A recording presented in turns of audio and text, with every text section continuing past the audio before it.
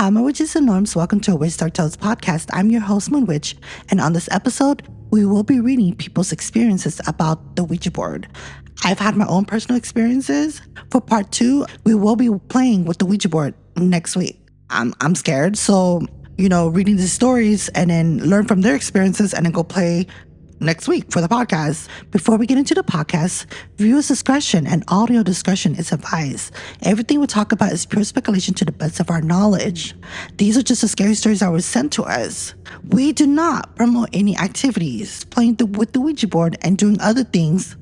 We do not promote any activity. Also, this is for entertainment purposes only. But with that being said, let's get straight into the podcast. Before we move on to reading people's scary stories, I'm going to be reading what to do and what not to do during a Ouija board game. It says what to do with the Ouija board. Always play with more than one person, never alone. Set the mood, dim lights, candles, but stay focused. Be respectful, speak politely, as if you're a guest. Ask clear, simple questions. Spirits communicate better with yes or no or short answers. Stay calm. If the planchette moves, don't panic. Say goodbye properly. Move the planchette to goodbye before ending. Keep your fingers lightly on the planchette. Don't push. Here's what not to do. Never ask about death. Don't ask, when will I die? Or similar questions. Don't taunt or provoke mocking spirits. It's a fast way to get creepy responses. Don't use it in a graveyard, hospitals, or places of tragedy unless you're ready for intense energy.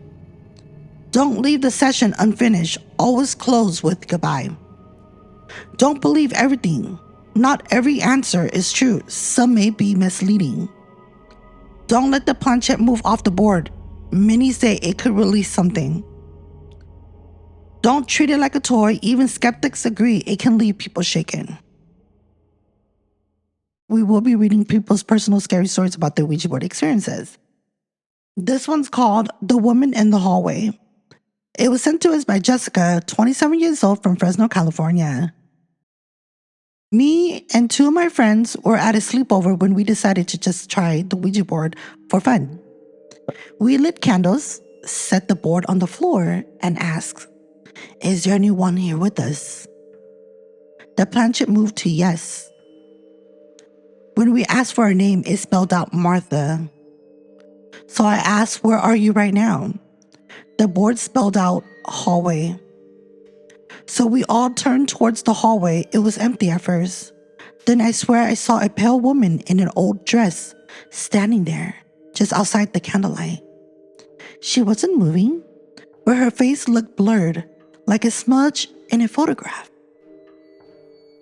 And then we all screamed, and the woman, or whatever it was, vanished.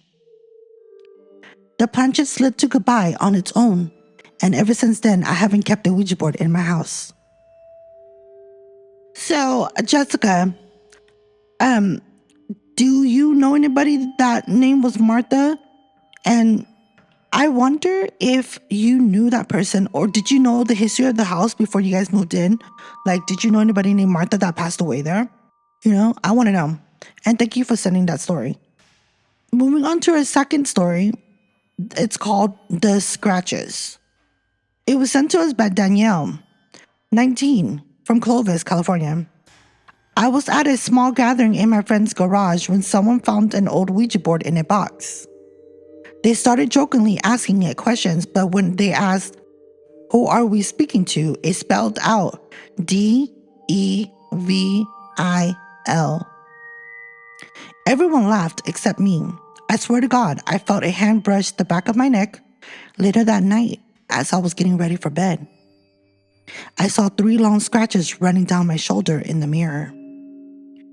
At the time, I lived alone. So I tried to tell myself.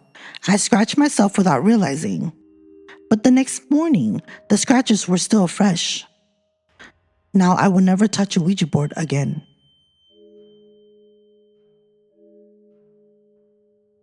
Danielle, did y'all say goodbye? And the fact that it's spelled out Devil, that's scary. Quick question for everybody. Why would the devil be channeling through the Ouija board if he's the devil? Can't he just like come on earth and, cause mischief instead of doing all? No, because this is God's playground, right? Didn't in the Bible it said the devil, once he come onto earth, he has no power here? Well, thank you for sending that story, Danielle. A couple of summers ago, my friends and I brought a Ouija board to Millerton Lake. At night, we set up near the shore where it was quiet and started asking questions. At first, the planchette was moving slow, spelling out random letters. Then it spelled out the word water. W-A-T-E-R. We asked, "Did you drown here?" The planchette slid too fast to yes. After that, it spelled a name, M-I-G-U-E-L, Miguel. None of us knew who that was, so we kept pushing for answers. The board then spelled out H-E-L-P, help. Right then, the water just a few feet from us rippled hard, like someone had splashed even though there was no wind and nobody swimming. A second later, one of my friends yelped. He swore he felt a hand grab his ankle from under the water. We dropped the board and bolted back into the car. The next day, I tried looking for accidents at Millerton. I couldn't find anything about a Miguel. But there were multiple stories of people drowning. I would never go near that lake again at night. Remember from the beginning, I said me and Miguel went to Millerton Lake to play with the Ouija board? And the fact that the same story said the same thing, me and Miguel looked at each other as we were reading it. I went, and I said, dude. And I started shaking because that's when us playing at the Ouija board at Millerton Lake, something, oh my God. Sorry, you guys, I'm shaking. I'm shaking because it's shocking to me. Long story short, the fact that someone said the story and described everything that we were doing at Millerton Lake freaked us out. Did you catch on? I hope you did. Because that's how scared we were. Before we end the podcast, I do want to say, before playing with the Ouija board, make sure you do your own research. Make sure you know what to do, what not to do, your protective rituals. Cleanse yourself before and after. Make sure people pray. If you don't believe in that, go ahead and use your own prayers. Others do rituals like casting a circle.